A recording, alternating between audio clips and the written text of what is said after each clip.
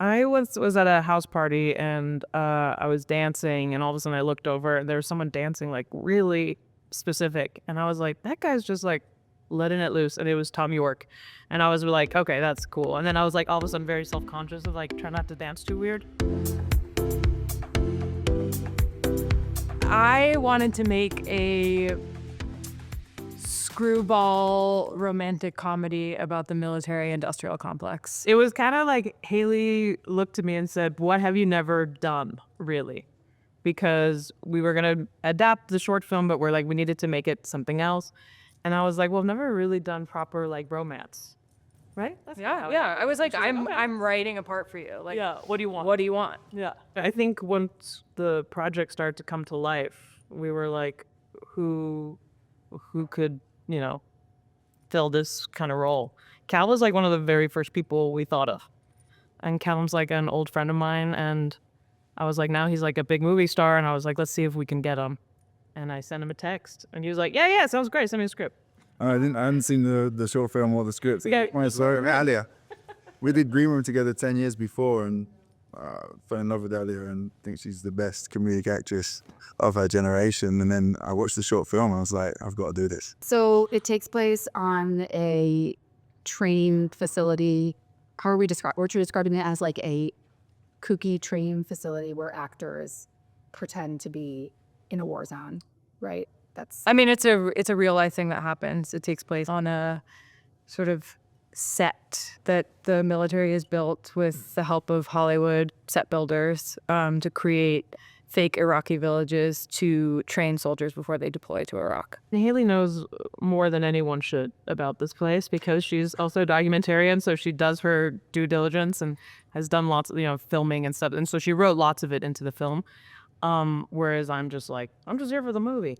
But when all the details that we found out, like something that's in the film about like the smells that they actually have, like burning flesh smell, and Sewage smell, fake. fake bread, Yeah. try.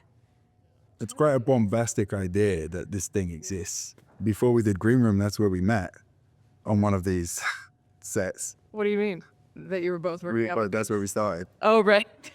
But that is the story of Alia's character, that she wants to become a Hollywood actress and she's working there. I don't know if in real life the role players there really want to be actors. What is one thing about Luca as a producer that stands out that we might not know? People only know him as director. I mean, I think the thing about Luca is that his generosity is like very, very fierce and not casual.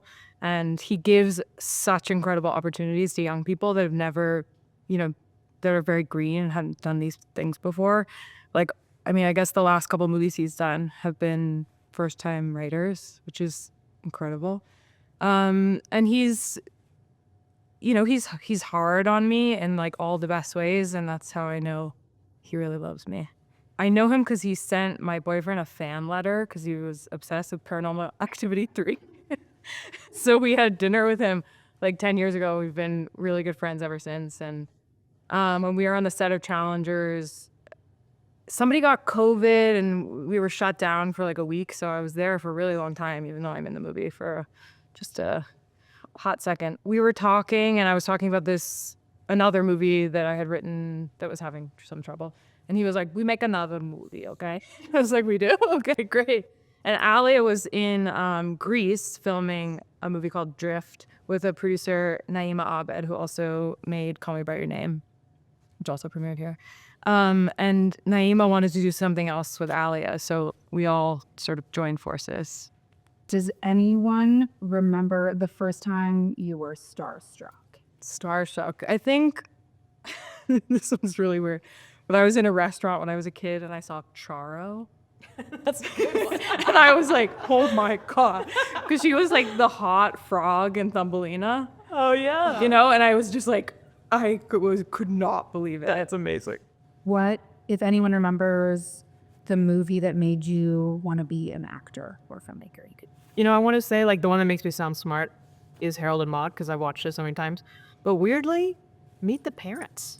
I've seen that movie many times and it holds up. It was just like on HBO a lot. It's a good movie. It's a good movie.